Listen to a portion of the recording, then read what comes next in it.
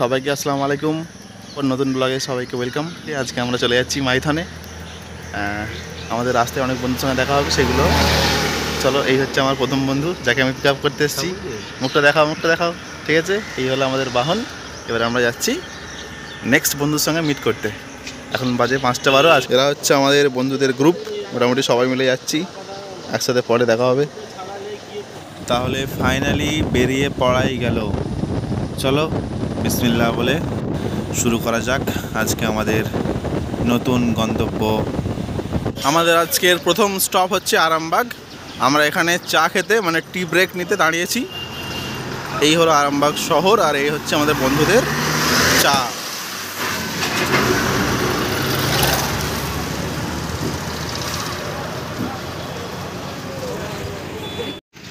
আরামবাগ হয়ে বর্ধমান যাওয়ার পথে রাস্তায় পড়ল এই দৃষ্টিনন্দন দৃশ্য। অনেকদিন পর আবার একটা নতুন ট্যুরে বেরিয়েছি। এটা অনেক শর্ট ট্যুর, একদিনের ট্যুর।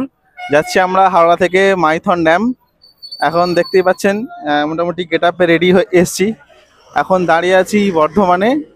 বন্ধুরা সব মানে টুকটাক মিসিং হয়ে গেছে, তো ওরা আসছে, এলে এখান থেকে মিট করে একবার যাব। ঠিক আছে, তো অনেকদিন পর আবার শুরু হচ্ছে। এসে গেছে মাঝখানে বন্ধু। কিছুক্ষণের মধ্যেই আমাদের সব বন্ধুদের দল একসঙ্গে জড়ো হয়ে গেল। আমরা 5 মিনিট রেস্ট নিয়ে এখান থেকে স্টার্ট করলাম আমাদের বাইক। এরকম দৃষ্টিনন্দন রাস্তা দিয়ে বাইক চালাতে কার না ভালো লাগে। সত্যি এত ফুরফুরে হাওয়া, খুব যে কড়া রোদ তাও নয়, মানে একদম আইডিয়াল ওয়েদার। বাইকের জন্য একটা পারফেক্টলি আইডিয়াল ওয়েদার।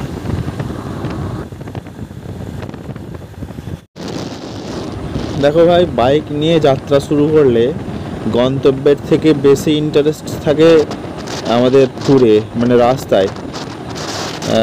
চারদিকে সিনারিটা খালি জাস্ট দেখো, এত সুন্দর মেঘলা আকাশ, মানে আকাশে মেঘের ছটা, এরকম সুন্দর একটা সিন, স্ট্রেট রাস্তা। আহা, মাশাল্লাহ বলেও কম হয়ে যাবে, মানে এতটাই মারাত্মক সিন যে মানে এটাকে এক্সপ্রেস করা যাবে না, বলে বোঝানোর মতো নয়। জাস্ট আসতে হবে এবং ফিল করতে হবে। সেই জন্যেই আমরা এত চাপের মধ্যে থেকেও বেরিয়ে পড়ি, অনেক কষ্ট করে হলেও বেরিয়ে পড়ি। উফ, এইসব কি মিস করা যায় বাড়িতে থেকে? রাস্তার যে সিনটা দেখতে দেখতে আসছিলাম, সেটা এখানে চরম পর্যায়ে, মানে এখানে ক্লাইম্যাক্স লেভেলে আছে। জাস্ট দেখো চারদিকটা, দেখো আর এনজয় করো আমাদের সাথে ভার্চুয়ালি। যেন মনে হচ্ছে দিগন্তরেখার কাছে মানে মাঠকে স্পর্শ করেছে মেঘেরা। আমরা এখানে এনজয় করছি। খুবই ভালো, জাস্ট ফাটাফাটি, কোনো কথা হবে না বস। একটা শেষ হচ্ছে তো আর একটা আসছে, মানে জাস্ট পর রোড সাইড সেনিক বিউটি দেখো। মনে হচ্ছে ক্যামেরাটা অফ নাই করি, কেন কন্টিনিউয়াসলি পুরো রোডটাকে রেকর্ড করি। এত দুর্দান্ত দেখতে লাগছে। জাস্ট দেখো, দুদিকে গাছ, মাঝখানে এরকম স্মুথ মাখনের মতো রাস্তা, আর ওপরের সিনটা। উফ, তাহলে জান্নাত কত সুন্দর হবে চিন্তা করি হলি। আহা হা, কোথায় যাচ্ছি আমরা? রাস্তায় এত সুন্দর, তাহলে গন্তব্য কেমন হবে? এই জায়গাটা অ্যারাউন্ড দুর্গাপুর হবে, এক্স্যাক্টলি আমার মনে নেই এটা আমরা কোথায় ক্রস করছি। আসলে গ্রুপ ট্যুরে গেলে না জিপিএসের প্রয়োজন পড়ে না, একজনকে ফলো করেই সবাই চলে, তো সেইভাবে বুঝতে পারছি না। কিন্তু এখানটাও মারাত্মক সিন, কন্টিনিউয়াসলি মারাত্মক, জাস্ট ওয়াও। আমরা ক্লান্ত বেদুইনরা একটু বিশ্রাম করছি এখানে। তো এই হচ্ছে হাইরোড। আমরা এখান দিয়ে যাচ্ছিলাম এখানে মাইথনের দিকে, দুর্গাপুর হচ্ছে ওই দিকটা। দুর্গাপুরের পর এই ডাইরেক্ট স্টপেজ, নেক্সট স্টপেজ মাইথনই হবে। তার আগে এখানে দাঁড়িয়েছে আবার চা খেতে এবং নাস্তা করতে। নাম হচ্ছে পিয়ারে মোহন লাইন হোটেল, তাই তো লেখা আছে। চলো ভেতরে যাই, বন্ধুরা আড্ডা মারছে, আমরা একটু আড্ডায় যোগ দিই। শুরু হবে পরবর্তী জার্নির পর থেকে। এই হচ্ছে আমাদের প্রোটিন, ঠিক আছে, এই হলো আমাদের প্রোটিন। চায়ের দোকানের এই কাপগুলো খুব ভালো দেখতে।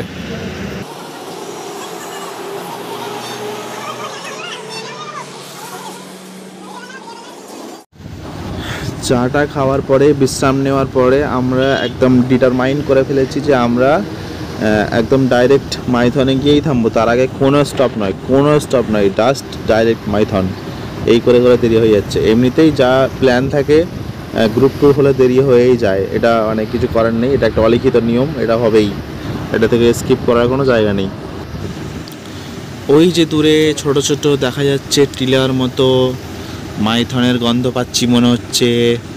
মানে আসলে আমরা হাই রোড ছেড়ে ঢুকেছি গ্রামের পথে, হাই রোড থেকে ডান দিকে পড়লো এই রাস্তাটা, এটাই যাচ্ছে মাইথন ড্যাম।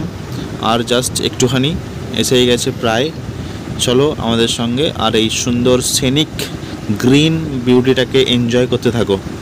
এই রাস্তাটা যেন মনে হচ্ছে একটু বেশি সবুজ, চারদিকে এত গাছপালা, পাহাড়ি এলাকার মতো রাস্তা লাগছে, যদিও এক্স্যাক্টলি ঠিকঠাক পাহাড় নয়, এটাকে টিলা বলা চলে।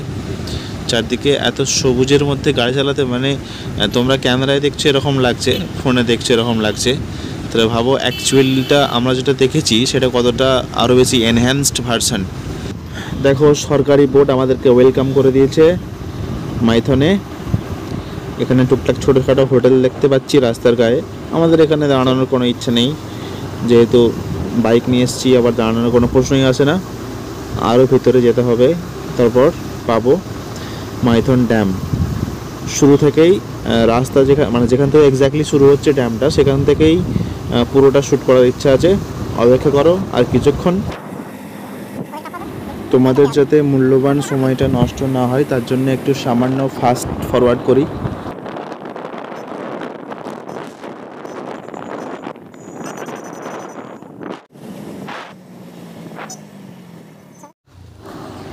ঢুকে পড়েছি। মোটামুটি আমাদের আসতে তো দুপুরই হয়ে গেল। রাস্তায় গল্প করতে করতে, আড্ডা মারতে মারতে, দাঁড়াতে, ভালো সিন দেখে ছবি তুলতে, খেতে, মানে এটা তো হবেই। ঠিক আছে, নিজের মতো আসছি, নিজেদের মানে বাহন, কারোর কোনো তাড়া নেই। তো এই দেখো, এটা হচ্ছে মোটামুটি এন্ট্রি পয়েন্ট টাইপের জায়গা যেখান থেকে মাইথন ড্যাম শুরু হচ্ছে। ঠিক আছে, তো চলো একসঙ্গে যাওয়া যাক। এখান থেকে এই যে সামনে ব্যারিকেডগুলো লাগানো আছে, এখান থেকে মেন এন্ট্রি পয়েন্ট।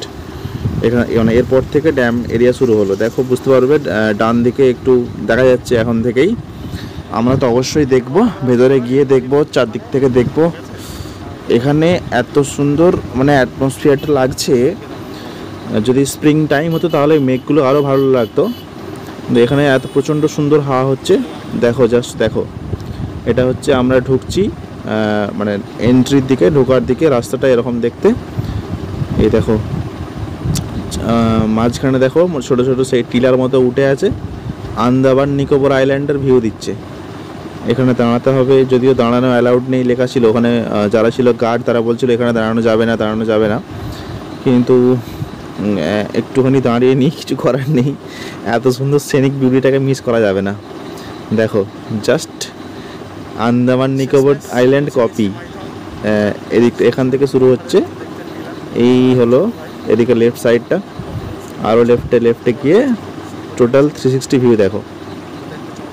এদিকটা হলো ড্যাম, আর এই যে রাস্তার বাঁ দিকটা, এদিকটা এমনি লোকাল গ্রাম টাইপের এলাকা, মানে ড্যামের অপোজিট সাইড। এখান থেকে মানে লক গেটগুলো ছাড়লে এদিক দিয়ে পানি যায়, হয়তো গেটটা হয় ওই সামনের দিকে রয়েছে।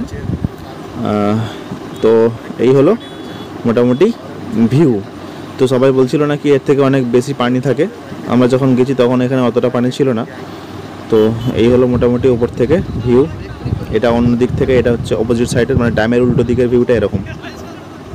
এটাও দেখতে, মানে এই যে সুদূর প্রসারী হরাইজনাল লাইনের যে সিনটা, এটা দেখতেই ভালো লাগে যে কোনো জায়গাতেই। আর একবার দেখো ভালো করে, আরামসে, দিলসে, মোহাব্বত সে ভালো করে একবার দেখো। আমরাও দেখেছি ওখানে। এটা হলো ওই ড্যামের দিকটা, এই ভিউটাও দারুণ, এটা আরেকবার দেখাচ্ছি। এই হলো view, this is the Maithon dam. তো ওর উপর দিয়ে আমরা আরও যাচ্ছি, আরও ফার্দার ওদিকে যাচ্ছি, দূরের দিকে। মেন যে লক গেটটা সেটা এখান থেকে শুরু, এই যে এখানে, এই যে নিচে এই যে গেটটা আছে এর নিচেই হচ্ছে লক গেট। এখান থেকেই মানে পানিগুলো ছাড়া হয়, এবং ওই এটা হলো ডান দিকটা, এর বাঁ দিকে গিয়েই পানিগুলো মানে ওদিক দিয়ে পাস হয়। এই যে এদিকে সবাই যে দেখছে মানে উৎসুকতার সঙ্গে উৎসুক হয়ে দেখছে, আমিও দেখছি। দেখো এদিকটা হচ্ছে নিচেটা, এর নিচে লকেট আছে, এদিক দিয়ে পানি ছাড়া হয়। আমরা চেষ্টা করব নিচেটা যাওয়ার, তোমাদেরকে সবাইকে দেখানোর কেমন দেখতে লাগছে। এটা হলো উপরের সিনটা, এইসব বন্ধুরা আমাদের সঙ্গে আছে। আমরা এখন নেমেছি মাইথন ড্যামের নিচে। এই হলো সেই ভিউ, ওই হচ্ছে মাইথন ড্যাম, ওই ওপর থেকে সবাই দেখতে পাই নিচেটা। এখন পানি ছাড়ছে না এরা, পানি ছাড়লে আমরা নামতেও পারতাম না, ঠিক আছে। নিচের সিনটা এরকম, ভিউ কিন্তু মারাত্মক, তবে এই ওপর থেকে নিচে নামাটা অনেক কষ্টকর, খুব কষ্ট করে নিচে নামতে হয়েছে। এখানে নামার রাস্তাটা খুবই ডিফিকাল্ট, আমি একটু লাফিয়ে লাফিয়ে যাওয়ার চেষ্টা করি। এই যে উঁচু নিচু পাথর, এখানে ডিঙিয়ে ডিঙিয়ে যেতে হবে, এইভাবেই হনুমানের মতো লাফ দিতে হবে।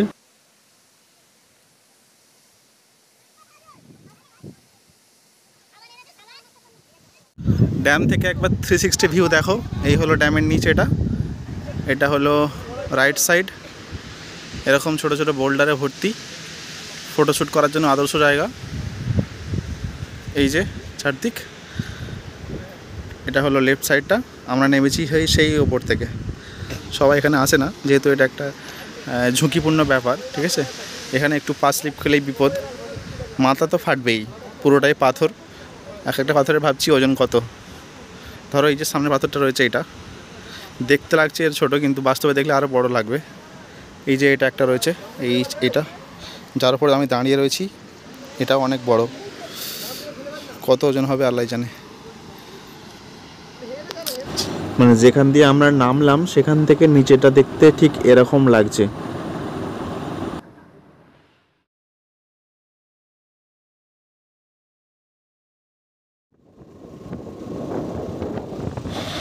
ওই যে দূরে দেখা যাচ্ছে শুশুনিয়া পাহাড়।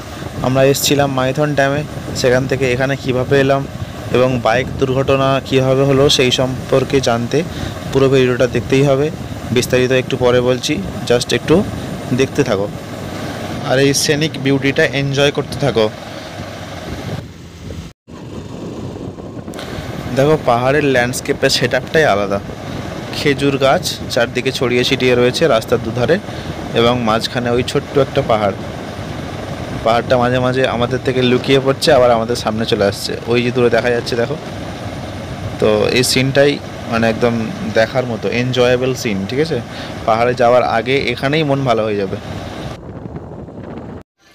শুশুনিয়ায় প্রবেশ পথে ফুয়েল কমে গিয়েছিল, চিন্তা ছিলাম যে এখানে পাম্প পাবো কিনা। সৌভাগ্যক্রমে একটা পাম্প পেয়ে গেলাম, এখন নিশ্চিন্তে চালানো যাবে। পাম্প থেকে বাইরে বেরিয়ে দেখি একই অবস্থা, জাস্ট বৃষ্টি শুরু হওয়া বাকি। চারদিকে কালো অন্ধকার, সাথে কোনো রেনকোট নেই। চলো তাহলে পাহাড়ে একদিন বৃষ্টিটা এনজয় করাই যাক। এই হলো শুশুনিয়া পাহাড়। চলো যতটা ভেতরে যাওয়া যাই, এবার একটু ট্রেক করা যাক। পাহাড়ে কোনোদিন ট্রেকিং করিনি, ক্লান্ত শরীরে দেখা যাক কতটা বইতে পারি। শুশুনিয়ার পাদদেশে এসে মনে হচ্ছিল ঢালটা অনেক কম, কিন্তু যতই ওপরে উঠলাম সামান্য ওঠার পরেই দেখি অনেকটাই খাড়াই ঢাল। তোমরা দেখো বুঝতে পারবে, এখানে অনেক এনার্জি নিয়ে আসতে হবে, এখন টপে ওঠা পসিবল নয়। এই হলো শুশুনিয়া পাহাড়ে ওঠার রাস্তা। নিচের একটা দোকানদার বলল এই যে এরকম সিঁড়ি দেখতে পাচ্ছেন, এই সিঁড়ি দিয়ে মোটামুটি অ্যাভারেজ স্পিডে হাঁটলে 1.5 ঘন্টা মতো লাগবে ওপরে উঠতে। এখানে আসতে গেলে প্রচুর স্ট্যামিনা লাগবে, যা আমাদের কাছে নেই। তবে ওপর থেকে নিচের সিনটা পুরো মারাত্মক ভিউ লাগছে।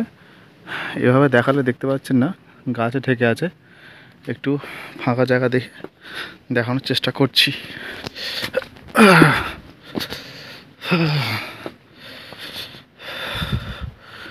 শুধু জঙ্গল আর জঙ্গল, কীভাবে যে এই পাহাড়ের মাটিতে গাছগুলো হয় আল্লাহ জানে।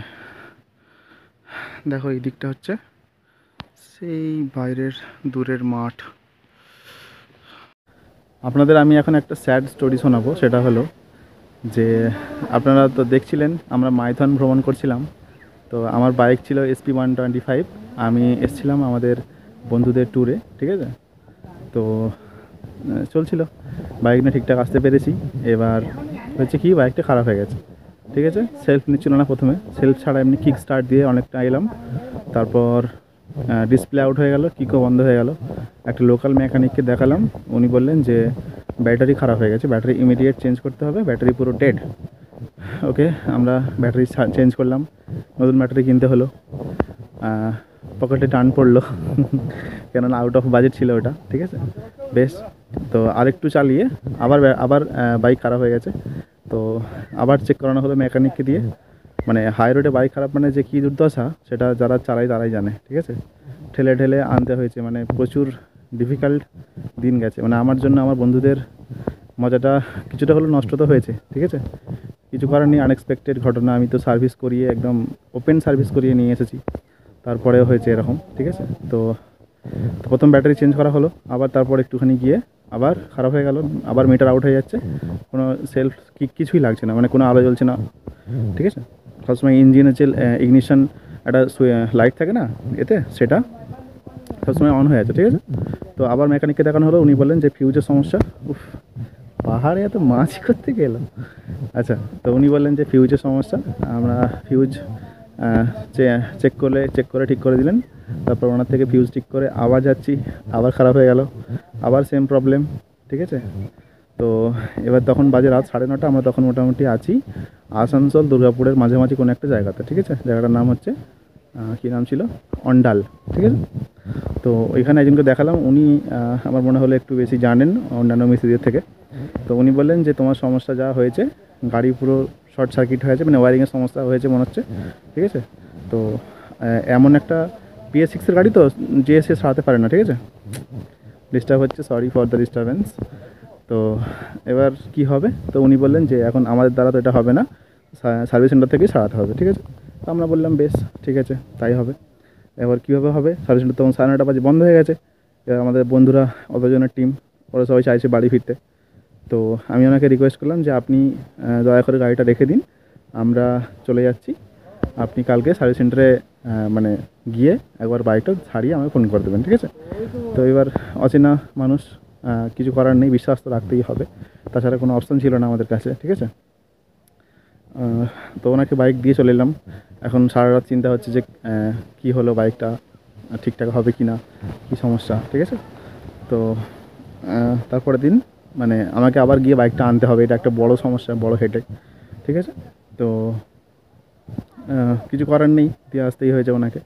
তারপর আমরা সকালে, উনি ফোন করলেন, উনি বললেন যে তোমার বাইক তো স্টার্টই হচ্ছে না, তো আমি কি করে ওটাকে নিয়ে যাব। তো উনি একটা আলাদা গাড়ি ভাড়া করলেন, গাড়ি ভাড়া করে ওটাকে নিয়ে সার্ভিস সেন্টারে গেছেন। ওখানে বললো যে অনেক কিছু সমস্যা আছে, সব কিছু চেঞ্জ করা হলো। গাড়ির একটা যে ব্রেন থাকে, তাকে বলা তাকে কী বলে, ECU বলে, ইঞ্জিন কন্ট্রোল ইউনিট, সেটা বললে খারাপ হয়ে গেছে, চেঞ্জ করতে হবে। যখন করে দিন, চেঞ্জ করা হলো, আবার সেই সেম প্রবলেম, ঠিক আছে। চেঞ্জ করার পরেও সেটা ঠিক হয়নি। তারপর আবার অনেকক্ষণ ধরে চেক করার পর জানা গেল যে ওয়্যারিংয়ের সমস্যা। তো যারা অনেক ভুগতে হয়েছে, মানে আজকে আমাকে আবার আসতে হয়েছে এখানে ওই গাড়িটা আনার জন্য, ঠিক আছে। তো যখন এসেছি ভাবলাম যে খরচাটা তো উসুল করতে হবে, তাই আমরা ওখান থেকে চলে এসেছি এই শুশুনিয়া পাহাড়ে, ঠিক আছে। তো আমরা এখানে এসেছি একটু ঘোরাঘুরি করবো, তারপর চলে যাব। তো সেখানে দাঁড়িয়েই আগের দিনের ঘটনাটা টোটাল আপনাদেরকে বললাম। মোটামুটি 1.5 ঘন্টা লাগবে কম বেশি টপে উঠতে। এখন তো পসিবল নয়, এখানেই আমাদের হাইয়েস্ট ট্রেকিং পয়েন্ট, এখান থেকেই আমরা বাড়ি ফিরে যাব। আসবো কোনো একদিন উইথ ফুল অফ স্ট্যামিনা টোটালটা ওঠার জন্য, দেখা যাক সেদিনটা কবে আসে। এই হলো এখান থেকে বাইরেটার ভিউ, মানে স্বচক্ষে দেখলে, চামড়ার চোখে দেখলে আরও অনেক সুন্দর লাগবে, যতটা এখানে বোঝা যাচ্ছে না। গাছগুলো না থাকলে আরও ভালো লাগতো। আমাদের পাহাড়ে শর্ট ট্রেকিং হয়ে গেছে, এখন আমরা বাড়ি ফিরছি। এই দিকে হচ্ছে মানে ওই জয়পুর জঙ্গল, বাঁকুড়া, আমরা ওদিক দিয়ে বাড়ি ফিরবো। আর এই হলো শুশুনিয়া পাহাড়, চারপাশে কিন্তু কোনো পাহাড় নেই। অযোধ্যায় যেমন একটা মানে রেঞ্জের মতো বিশাল, সব দিকে অনেকগুলো পাহাড় আছে, কিন্তু এখানে একটাই, ওয়ান অ্যান্ড অনলি শুশুনিয়া পাহাড়। আমাদের দেখা কমপ্লিট, আমরা এবারে গো টু হোম। যতই প্ল্যান করে আসো ভাই, life is uncertain. Okay, life is unplanned. কখন কী হয় কিচ্ছু বলা যায় না। আজ আছি কাল নেই। তাই এই সংক্ষিপ্ত সময়ের মধ্যে চেষ্টা করো ভালো ভালো কিছু ছোটো ছোটো কাজ করার। ছোটো কাজ হোক, যেন ভালো কাজ হয়। চেষ্টা করো মানুষের উপকার করার, মিথ্যা কথা না বলার, সমাজে মাথা উঁচু করে বাঁচার। আজকে এই পর্যন্তই। পরের ভিডিওতে দেখা হবে অন্য কোনো লোকেশনে, অন্য কোনো নতুন জায়গাতে। ততক্ষণ সবাই ভালো থেকো।